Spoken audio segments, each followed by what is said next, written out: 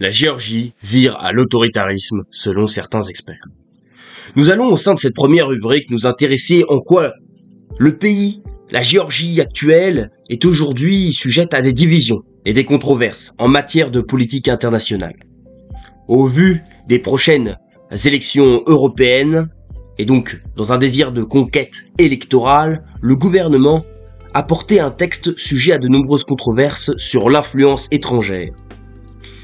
Celui-ci a été adopté mercredi 17 avril en première lecture. Celui-ci vise à réduire au silence les journalistes et la société civile, et compromet la perspective européenne de cette ex-république soviétique, notamment au vu des différentes condamnations émises par une pluralité de dirigeants politiques européens. Ce projet de loi sur les agents étrangers est porté par Bidzina Ivanishvili, dirigeant de l'ombre du pays, convaincu, comme Vladimir Poutine, que l'Occident soutient la société civile pour renverser le pouvoir. Il y aurait, et l'on s'appuie sur un article du journal Le Monde, une volonté manifestée par le gouvernement géorgien de faire face à la société occidentale et ses influences ainsi que ses valeurs. Ce pays se rapproche de plus en plus publiquement du Kremlin, lui qui entretient déjà des liens étroits et effectifs avec Moscou. Cependant, il ne faut pas adopter une simple vision occidentale sur ce sujet. Et ce rapprochement avec la Russie, sur le plan du contrôle des libertés, ou plutôt, en tout cas, de la suspension des libertés, semble tout de même plaire à une certaine partie de la population. Condamné par l'Union européenne, le projet est controversé, mais une partie de la population de Géorgie semble convaincue par le projet, même si ses velléités de réforme juridique sont estimées par les journalistes du journal Le Monde ou par les journalistes du Figaro, notamment comme rejetées massivement par l'électorat populaire. Ce rapprochement avec le Kremlin, qui dénote du passé de l'URSS dont les dirigeants souhaitent renouer, en tout cas avec la forme tout en conservant leur souveraineté nationale, est défendu par certaines personnes au gouvernement et au sein de la population.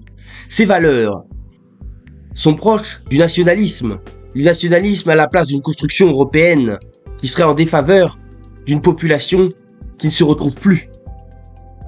Les discours de ces populations qui soutiennent le gouvernement sont plutôt identitaires en faveur d'un pouvoir fort. Ce projet de loi, cependant, marque un renversement, un tournant et constitue une rupture avec les fondements déclarés de l'Union européenne.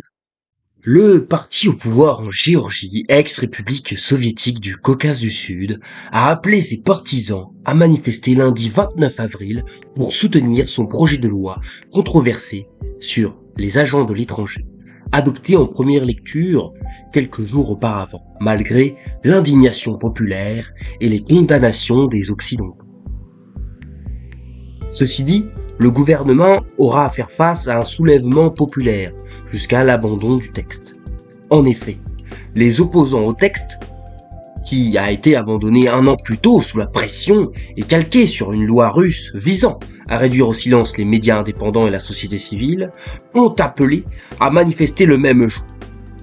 Le jeudi 25 avril 2024, le Parlement européen a lui aussi condamné le projet de loi et a appelé à des sanctions envers le fondateur du parti au pouvoir, l'oligarque et ex-premier ministre Bidzina Ivanishvili.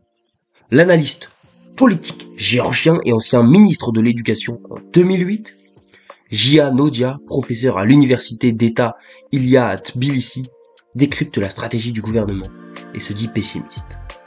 Donc c'est la fin de notre vidéo, n'hésitez pas à nous rejoindre, à vous abonner et à mettre des pouces bleus pour le référencement. C'est le début donc de notre média qui traitera l'actualité internationale en essayant de coupler différentes visions de la politique et de la géopolitique à l'international.